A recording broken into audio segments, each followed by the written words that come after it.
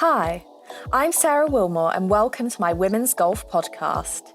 In each episode, I will be interviewing a different woman from the golf industry, delving into their careers. I will explore how women have broken down barriers and reveal the untold stories of our sport. So today's guest is European Tour caddy Jan Squire. Jan has been a professional caddy for more than 25 years and has 6 wins to date. She is one of only a handful of female caddies on tour and has worked with many strong players, including Mathias Gronberg, Jeev, Milkha, Singh and Dean Burmester. Jan currently caddies for Alejandro Canizares.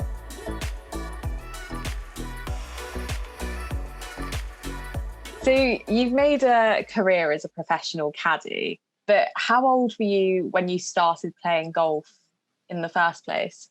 I didn't play at first. I went along to the Berkshire Golf Club on a bike ride with 2 of my neighbours just for fun. And I ended up caddying that day.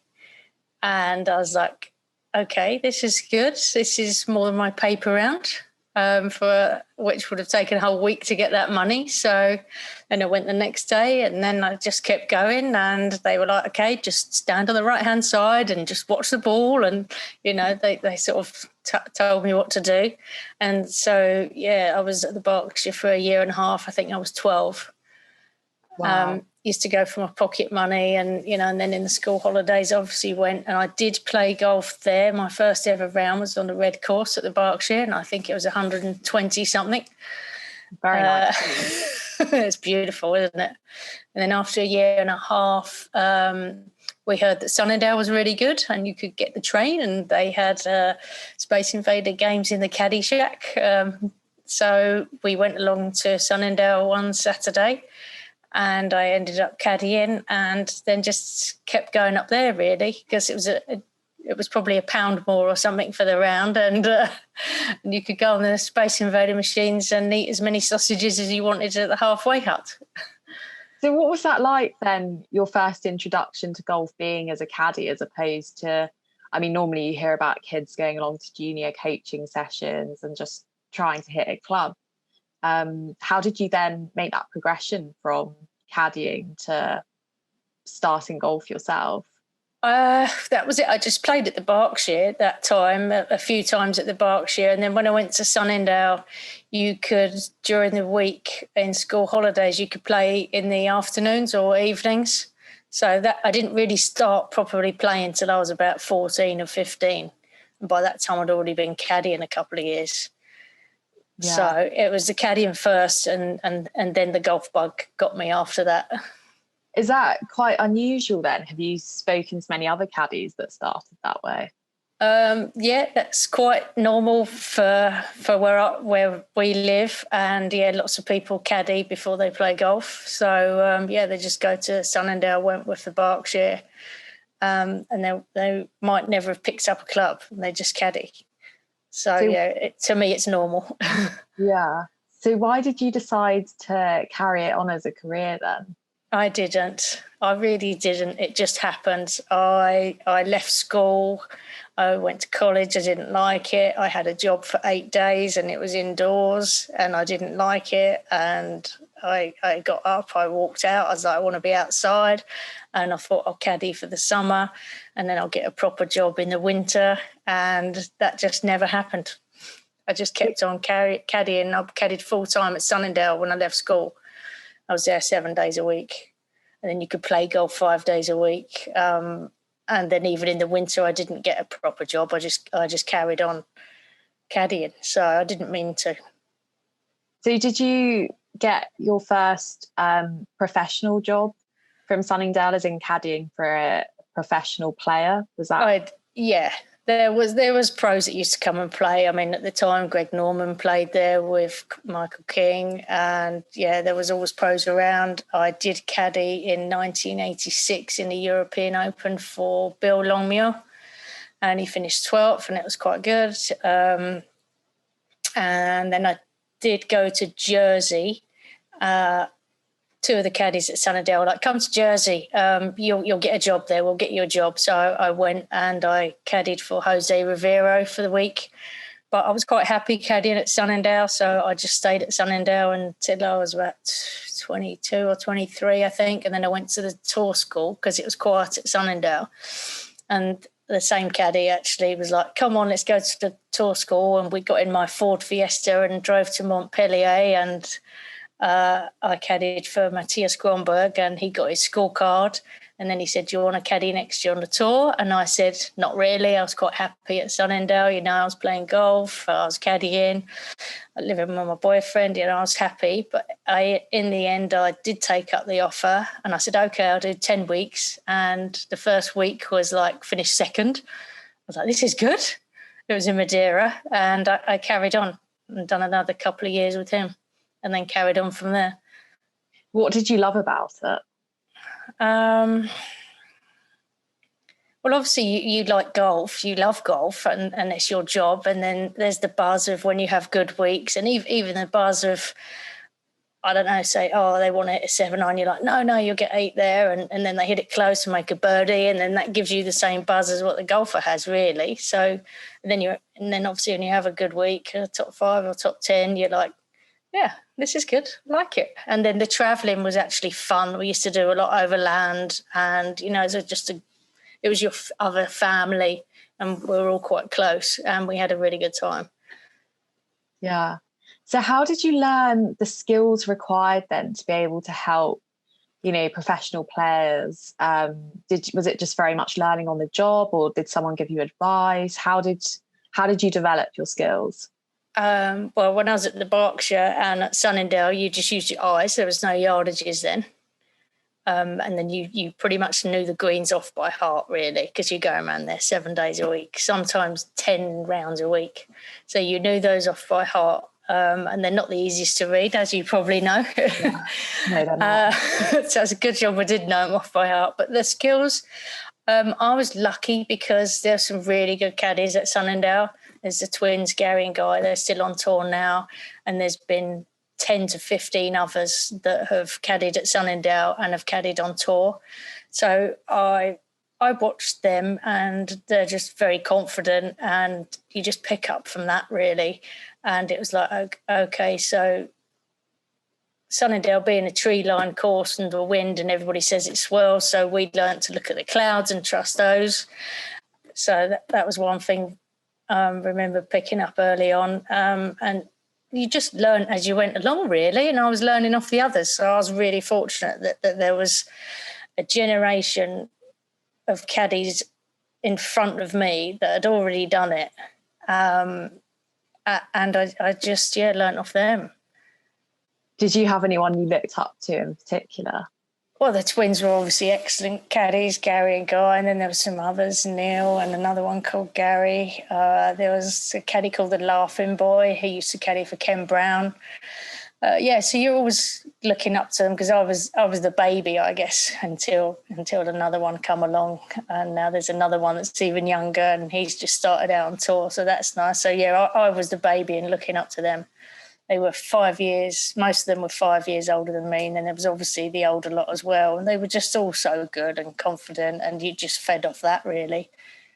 So there are very few female caddies on the men's tour in particular. What has your experience been like being a woman in what can be quite a sort of male-dominated environment? Well, I think I'm one of the luckiest people alive, aren't I? I've got all these lovely men around me. But for me, it's normal, you see, because I grew up going along with my friends to the Berkshire, and it was all men. And then when I went to, I was only 12, so I didn't know anything else really that much. And then I went to Sunningdale, and it was all men. And so for me, it's kind of normal. Do you feel like you've always been treated as one of the guys? Yeah, definitely. Yeah. Yeah, I guess so. I don't know if that's a good thing or not, but yeah. So when you're competing for jobs then, have you ever had any experiences where people have said, oh, I'm not sure I want a woman carrying my bag? Or have people generally looked at your CV, looked at how successful you've been, and just gone, yeah, I'd love to have Jan on my bag? Well, I think it's the case of people anyway, and that's how jobs come about because you know them. So if you get on well with them, they might take you. There might be one or two that say, oh, I can't have a girl, but it's never come back to me. Maybe that is the case. I don't know. And there's obviously some people that say, oh, you might calm me down for a few weeks, but that generally lasts 3 weeks at the most. So do you think that's because they feel like they have to watch their language or anything? I mean, I read that you obviously used to caddy for Jeev, Milkha, Singh, and he said, he had to make sure that he didn't swear if he hit a bad shot. He was being very polite. I think that might be the case maybe at the start, and then as the longer you're with people, the more they become themselves, and it's just fun. Yeah. And what's the lifestyle like on tour? Because obviously you're traveling with the same people week in, week out. Yeah, it's absolutely brilliant. Obviously, it's different at this moment in time. But, yeah, I mean, I just fly from Heathrow. It's the same people flying from Heathrow. And then you've got your group of friends, obviously, which you're closer to. But mostly on the whole, over the last, 20-odd years, you're one big group. And everybody, you have the separate groups, but you are all one, really, and it's been amazing. It's just been brilliant, and got so many good friends, and you meet lots of people around the world, and it's lovely, to see if when your friends do well and you do well, then it's just brilliant, really. Travelling is, in the early days, we used to drive everywhere because it was so expensive to fly. And there was 4 of us, and we'd take a tent in case we ever needed one and a sleeping bag, and you'd go off and you'd drive on the continent for like 5, 6, 7 weeks, and that was fun. That was more fun probably back then. Now we fly in and out a lot more, and it's nice to get home. I think the longer you're on tour, the more you want to come home and a day off and get away from golf and separate it a bit and see your family. So the travelling side, yeah, I quite like it. Long haul obviously is very different, and you're a bit more tired, but it's good to see all these incredible places and see all these other cultures and meet lots of lovely people. So been really lucky. It's been an incredible journey. So you were talking there about long haul flights. Have you found much of a difference between the way that you need to prepare and look at the courses in America as opposed to Europe? America, I've only done a couple there in the last few years, but I did do 2 years there, and it is very different. Yeah, I remember we weren't allowed on the course on a Monday to walk inside the ropes, or a Wednesday, and the yardage books are very different. They were very basic at that time, and you'd done quite a lot yourself. So yeah, you'd have to look a little bit more at America just because of the books, really. But that was back then. I think it's different now. Yeah, if you're going to a new course, obviously you want to have a really good look at it. But when you know a course in Europe, you might have a very quick walk around it, but you're so familiar with it anyway after so many years. But there's always new courses we're going to play, which is quite nice. It was like last year we went back to the Forest of Arden after so long, and as soon as you got on every tee, I remembered it, and you even remembered what you'd done. Wow. So preparing, you've got your book and you just go and walk and plot your way around, and it's pretty much the same every week, really. What do you think of the green maps that seem to be becoming increasingly more popular on tour at the moment? Yeah, I've never used a green book, to be honest. I've never caddied for anyone really that has. So what do I think? I think it's a massive help if it's one of those weeks where you're struggling to read the greens. I'm a bit of an old traditionalist, so I'll probably think, just read it. It's a bit more of a skill, isn't it? Yeah, definitely. So do you have a speciality? Is there something that you love doing the most, whether that's reading the greens, doing the yardages, checking the wind? I like it when it's windy on a tree line course, because that's how I grew up, I guess. Yeah. Are there many courses on tour that you feel fit that bill? Yeah, Hilversum in Holland. We haven't been there for a while. When you go to Woburn, I love the tree line courses and the cult tree line courses because I feel at home. Yeah. And it can be quite confusing because you feel the wind that way, but you know the main wind's the other way. And so you just got to stick to your guns. Yeah, I quite like that. How do you prepare once you arrive at an event then? You said that, you know, once you've been to a course for 20 years, you know it quite well. But what's the preparation like when you get there? Well, normally pre-COVID, you would have you would get there, you would get a locker, you would go and get the golf balls, get the locker all set up, and then if there was a bag run, you'd unpack the bag, get everything organised, and then get the books and go and walk the course. That's if you're getting there before your player, but these days with timing it with car hire and stuff like that, we're getting there at the same time, so just going straight out on the course and walking it or playing it. But the books are so good these days, you can just look at the pictures and, you know, sort of know where you're going really, and it's quite fun guessing if it is a new course. Do you walk the courses the morning before your players teeing off? No. No. I'll have done that. Well, if we're not ready by Thursday morning, then we're in trouble. Okay. Yeah, that's interesting because you see it sometimes at amateur events that people's parents will go out on the morning of the competition and they'll have a look at the pin positions. And the thing is, if it's a course that you've been to so many times, you know that pin is, you know, keep to the right of it or keep to the left of it or whatever, you'll know where the pins are. And even if it's a new course, you've had a look at that and you've got the pins. We get the pins the night before these days. So you've got your book and you should have had that all gauged really way before Thursday morning. So when you're caddying then, you're quite often carrying heavy bags. Do you have to do any physical preparation, particularly on weeks off, to make sure that you're able to do that safely and not sustaining any injuries? No, I do a little stretching thing. It's called a go skew. It's similar to sort of yoga movements, but you get a program for your posture or your injuries or anything. So I do that. And I go to the chiropractor. Last 5 years I've been going to a chiropractor, which helped me after a car accident and my neck wasn't great. So I went for that, but I found that seems to have helped. So I do stretch a bit, but depends how lazy I'm feeling.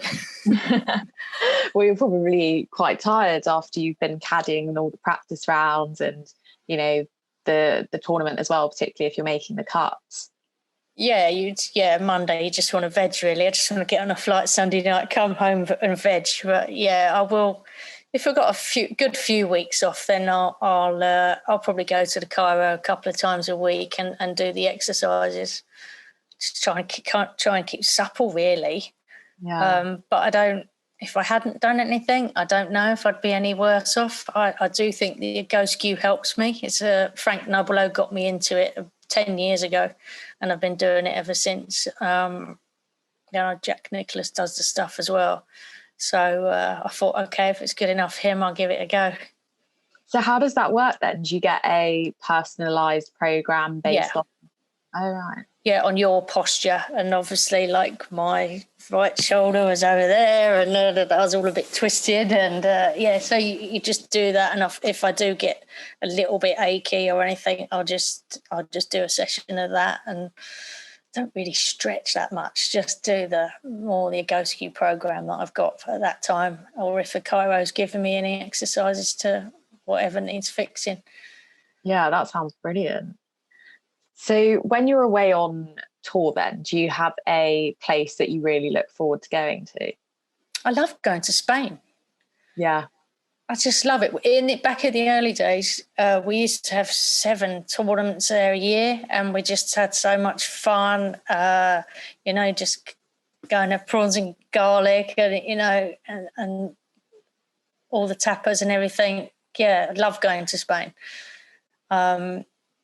I liked going to Japan a lot. That was good. Love going to Australia. It's incredible. Switzerland's amazing. All of Europe is just phenomenal. I love it.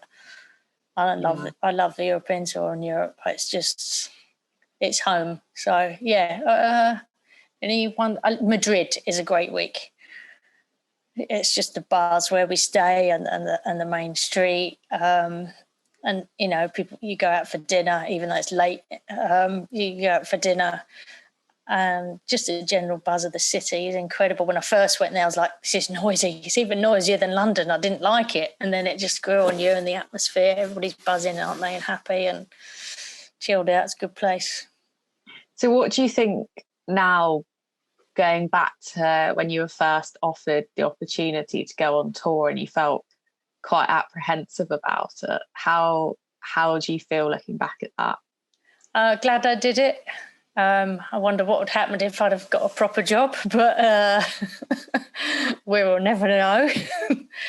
Yeah, I was just so lucky because I had the Sunningdale boys around me and I knew the Wentworth cads. And so how do I feel about it? Yeah, I'm glad I did it. It's been an incredible journey. I'm so lucky, really.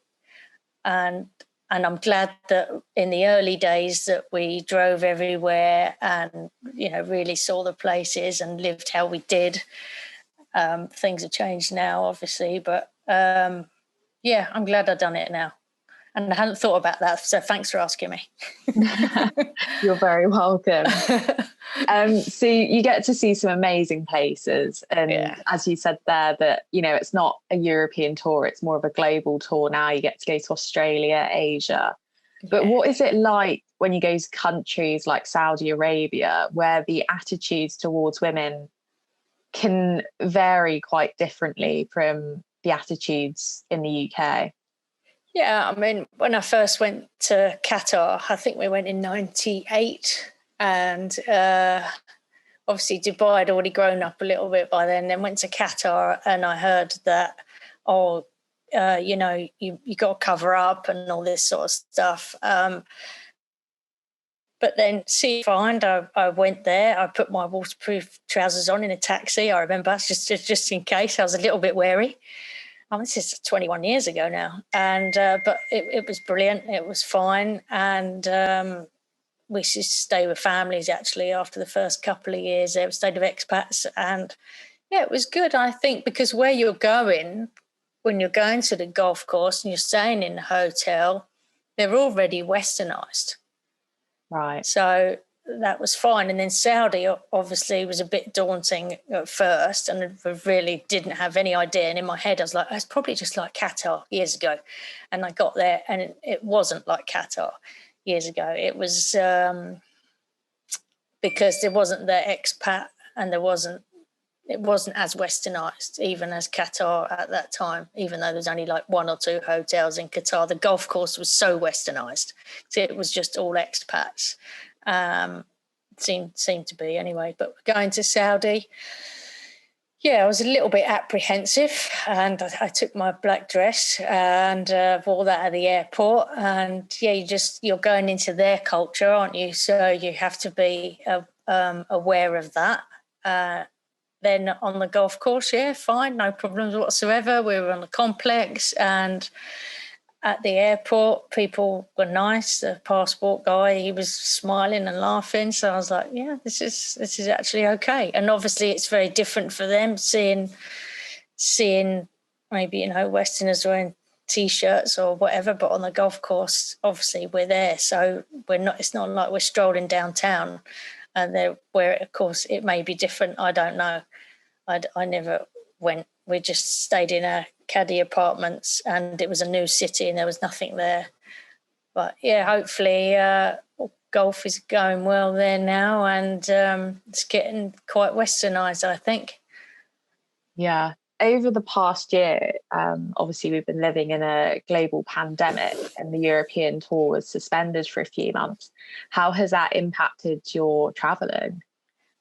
Has been crazy, and it's incredible that we've even played, let alone worked, and it's totally different. When we get there, and there's all the testing, everything's testing before we leave now, testing when we get there. You have to hire a car in Europe, and then we're in the hotel bubble, and it's just the caddies and players. So it's been very, very different. what an incredible job they've done just even putting these tournaments on, let alone we're still playing right now. It is just madness. The world has almost stopped, and Europe is now going into what we had 6 months ago. And the fact that I'm going to Austria tomorrow is just crazy. Yeah. Well, when you see in the papers of all these people wanting to go abroad on summer holidays and everything. Yeah. But when we go, it's literally just golf course and hotel. Right. And you can eat in groups of 2 or 4. So it's not like we're going on a jolly, really. But we're going, and but at least we're working and we're being outside on the golf course. The job they've done for us to be playing and caddying is just it's quite a feat, really, when you think about it all. Yeah, definitely. So normally would you go out and explore the cities and the places in some of the downtime? Well, not so much, because you're at the golf course all day. But what you would do is, we generally stay around the players' hotel, because then you could walk to the transport. Or if you had a car, you might just go out and drive and go and eat. But so next week, Austria, we've stayed in a town near the course, and you just walk out and go and eat. And so you'll have a little look around at that, but not that much sightseeing, because I would come home on a Sunday night and then fly back out Monday or Tuesday to the next one. So not that much, but it's just going out for dinner in the evenings is the biggest difference, really. And it's more if you're in Asia or somewhere, Australia, and you might have a day off, and then you could pop to a beach or something if you had time. But it is really golf, hotel most of the time. Does that ever get a bit draining? We talk about players needing a week off to reset and regroup. Do you feel like you need that as a caddy as well? That's why I like to fly home on a Sunday night and just have that day away from it. I think if you're away for 5 weeks and then you're all the time golf, it can get a bit tiring.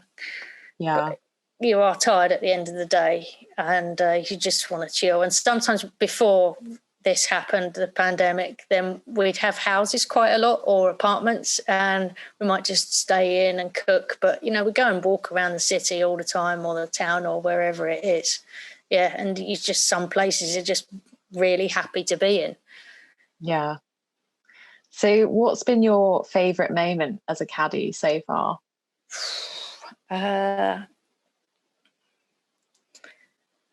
think it was my dream to go to the Masters, and when I went, that was really cool.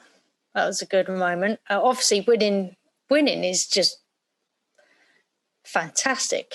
It's a nice feeling, especially when you win the first one. You're like, I've won, thank goodness. Favourite moments, so many. Winning the Scottish Open was really cool. Jeev won in a playoff, and that was really nice.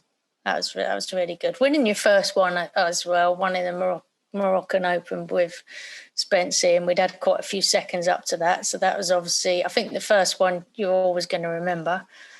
You're winning the Scottish Open because, we're in Britain, and that was lovely. Really nice. And he played so well on the last day. It was like a 4 or 5 club wind and raining at the start, and he just kept hitting it close, and he was just so cool in the playoff. So that's a nice feeling. Winning in Britain is nice for a Brit, I think. So what was that like then when you walked down the 18th fairway knowing that you were in with a good chance of winning? Well, in the 72 holes, we didn't quite know what was going on because it was blowing a gale. And then we come in, and I can't remember, someone came in the locker room and said, don't pack up the bag, think you might get in a playoff. And Jeev was in the lounge eating his chocolate cake, and I was packing up the bag. I was in the smaller locker room. And then sat there and then watched it for a bit. I'm like, oh, okay. Then I text Jeev, should we go and hit some balls just in case? He's like, yeah, just finishing my cake. And then we went out there, and I just remember he stood on the 18th tee, and it's not an easy tee shot, and it's howling. There's a cliff down the right, and bushes left, and he's just absolutely crunched it straight down the middle. I'm like, okay, he was definitely better off eating the chocolate cake. And then I thought, right, if it's more than 230 to carry all that grass and all those dunes, we've got to lay up. And I knew that he'd want to go for it. And he's like, how far is it over that? And I was like, it's 230 in and off the right gale. And he's like, well, what if it doesn't get out? Well, will it be all right? And there was all these clumps of grass. I was like, no, just please lay up. And we hit 3 iron down the left and he hit an 8 iron close, and he hold it. But yeah, that was fun. And then one of the caddies tried to get the flag off with a knife, because the tour staff, one of them decided to glue the flag on. So whoever won it, you couldn't unscrew it. And I was trying to unscrew it and it was glued on. So I gave up on it. And one of the other caddies come running out with a knife. Oh, wow. So that was funny. Did you get to keep the flag then? I had to because he'd cut it with a knife. So then I got one off another green. Oh, still nice to have though. Yeah, it's good. Yeah. So when your players in with a chance of winning like that, then, and particularly in a playoff, what sort of advice do you give them if they're getting nervous? He didn't really get nervous. He's too hungry for winning. Right. Well, it depends on the person, on the situation. I do. We'd left a few putts short, and we were going that week with "You're the best putter in the world." And I just, as I walked off, and he had the putt for the playoff, I just went, "Just remember, you're the best putter in the world." And he held it, and so I was like, "Oh, cool." Is that a psychological thing? There's a million things you could say, like, it might be just play the course, just do your routine, just visualise, get him to call the shot, whatever he's doing. If he's got too technical, and then you're working on visualisation. There's just so many things that you could say. It's endless, really. But you just got to go out there and do your routine and see what happens. So you said that Jeev doesn't get nervous. Have you ever? No, he definitely wasn't nervous. No, he was more like, I'm having this. Right. How did you feel? I just thought, I don't know, because it's all happened so quick. I remember going in the buggy up to the range, and I just thought, yeah, if we flush this down the middle and we can get over that grassy stuff in 2, and then we've got a great chance. And even if we lay up, he's putting great, he's playing great. So I just thought, no, you just sort of like, right, I remember thinking, right, just focus on the next shot, really. Yeah. Do you think it helps as well? You've got your game plan, you're very much looking at the yardages, you're looking at the wind. Do you think it helps to be able to focus on the process, like going through your routines and thinking about the shot, and you get so swept away with planning what you're going to do that you don't really have time to think about how you might feel in 10 minutes time if you win? No, you can't get ahead, can you? For me, I just think stay on the hole you're on. Yeah. And I was the only one with a book, and it's like, right, okay, if we lay up, we're laying up to that yellow dot, so I'm all there. The wind's going to be in and off the right. You're in the moment. And you have your own routine, how you write it out, and your own process, and and they've got theirs, and you're helping them confirm their routine, really. So yeah, it's all about routine and process in my head. Yeah, definitely. So we were talking earlier about you're one of only a handful of female caddies on the European tour. Why do you think there are so few women doing the job compared to men? I probably look at those big bags and think, I can't carry that. That's definitely what I would think. Yeah, well, there you go. There's that, and they probably don't know where to start, really. I mean, I just fell into it. I know Fanny went into it because she wanted to improve her golf. I don't think people, I guess it's not a career that people think, oh, I'll have a go at that. But yeah, anything's possible if you want it badly enough, isn't it? And I think that if you're used to carrying the bag, and we've seen other people come along and everybody's done it fine. Just how heavy are the bags then? I think last time I weighed one was at the K Club when there was some scales in the locker room, and it was about 16 kilos. Wow. When they're all packed up in the bag, that can be anything between 25 and 28, I guess. But yeah, but that was 15 years ago. We were weighing them just for fun, and they haven't got any lighter. Yeah, definitely not. The waterproofs have got lighter though, some of them. Well, that's good. Yeah. So I know that we had a brief chat on the phone the other day, and you were telling me about what it's like in Japan with there being more female caddies there. Why do you think that is? Well, I think the local caddies at local golf clubs, they're mostly females in Asia, apart from India. So, you go to Singapore, Thailand, it is predominantly female. And certainly in Japan, been out in pro-ams and it's all female caddies mostly. So maybe they do the same as me and go from a golf club, or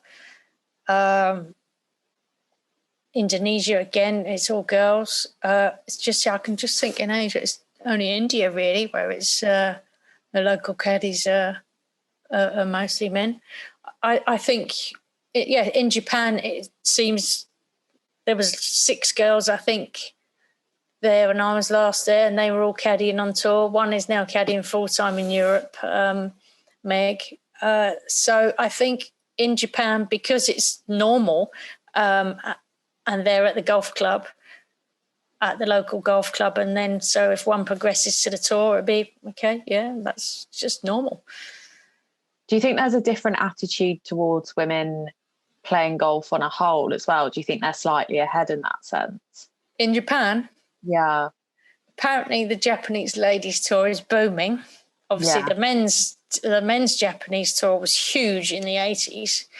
But I think the ladies, it does seem to be really big in Japan, ladies golf. Their tour has always been quite up there against the men's, I think. And right now it's taken off, apparently. I haven't been there for 5 years, but that's what I heard. Because I know a few of the Australian caddies and they caddy on the men's and the ladies, and they're like, ladies Japanese golf is going really well. So Fanny, when she was caddying, she worked with Michelle Wee for a while. Have you ever thought about working on some of the ladies' tours, or potentially had the opportunity to? No. In a nutshell, I went on the men's tour and I loved it, and I'm right at home there. And I'm pretty happy there, to be honest. And I've got so many good friends, and so no. Although I do know a few caddies on the ladies' tour, but I've just never gone. Yeah. Well, you're all completely immersed in that environment now, aren't you? It must be. Yeah, it's too late. So how do you think we can encourage more women to get into caddying? I think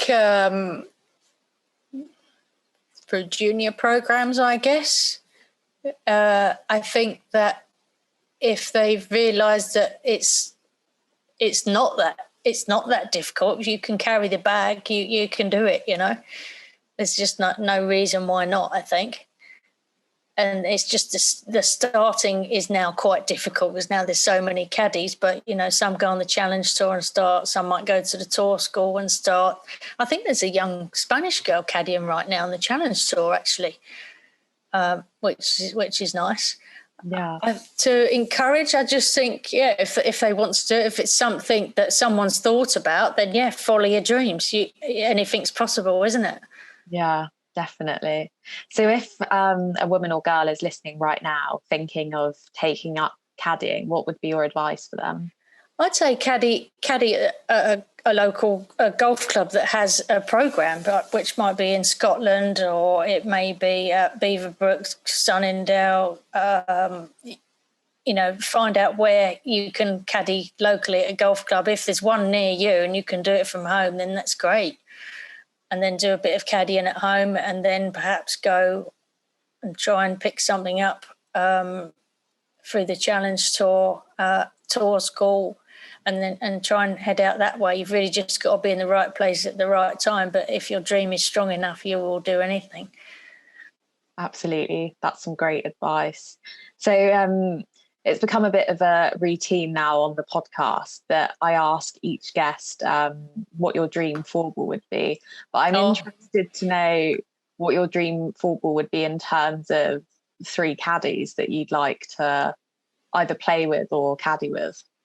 Well, I probably already have caddied with them, so. So for caddies, I was going to say, can we put Freddie Couples in there as a caddy? Because I think he'd be cool to play with.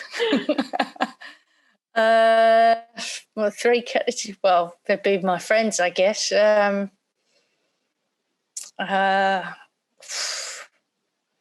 3 caddies that are still with us. Do they have to still be with us, or past and present? No, they don't. They don't have to be alive. And you can choose. If you'd rather, you can choose non-caddies. Non-caddies. You can do anything. Let's just do dream four ball. Oh, dream four ball. Okay, all right. Well, Freddie Couples. Yeah. Have you ever? I've been out of him, yeah, and he's so cool. Yeah, because if I say 3 caddies, I could get some real stick here. You know that. Oh, crikey! Can I have a minute? I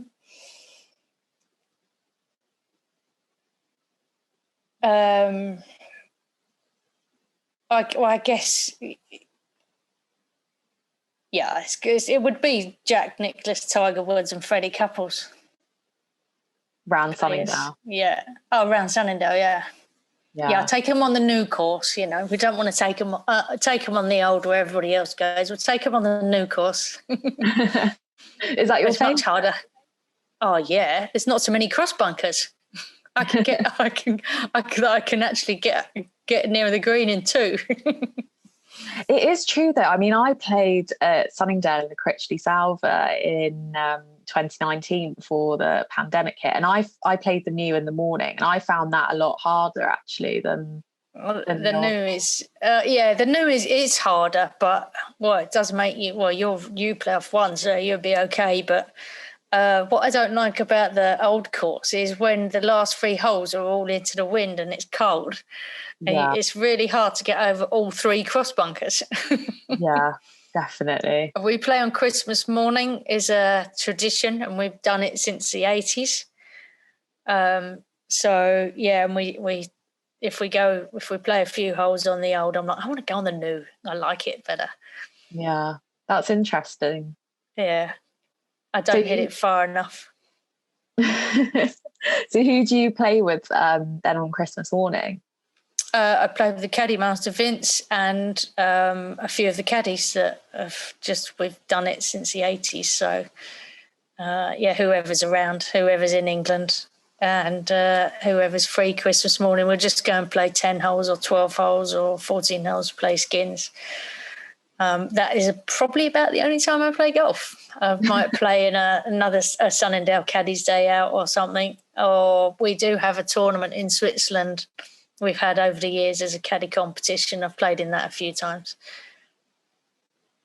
That's incredible. I love hearing about traditions like that. I just think that's so fun. Yeah. I post it on Instagram every year now. I'm like, here we go, still going. You should do a full YouTube video and film it. Yeah, we might get shot. Secretary might not like it. Oh, really? No, I don't know. No, it's actually we might have gone out on the new course, last one. Yeah, we just play skins, and we're just so quick, and it's just ready golf and off you go. So we're around really super quick. Yeah, we can get around a 4 and 3 holes, no problem, in 18 holes. Oh, brilliant! Well, thank you so much for. You're welcome. So, who would you like to see on the podcast next? Oh, so it's a female. I'd love to get one of the Japanese caddies on it. But Meg doesn't speak good enough English. Ria and May do, but they're in Japan. There was a girl actually called Chris. She was I guess she was a golf pro. She used to do tournament directing for the Adams Tour, and she ended up caddying. She caddied for Mark Hensby a bit and for someone else. I've kept in contact with her because when I was caddying in America, she was caddying. But yeah, I don't know what she's doing now. She's a triathlon woman. Who would I like to see next? I don't know. This is really bad, but I don't know anything about ladies golf. I'm You're really sorry. To say that. Because I just, like you say, I'm immersed in my world. So you've got to be Laura Davis. Yeah, she's incredible. It's got to be Laura Davis. Yeah, definitely. I agree. Yeah. I mean, she's a big ambassador. She played for Surrey Girls, and that's the county that I'm from. And she's given a lot of time over the years to the youngsters coming through. There you go. Coaching, yeah. She's your next one.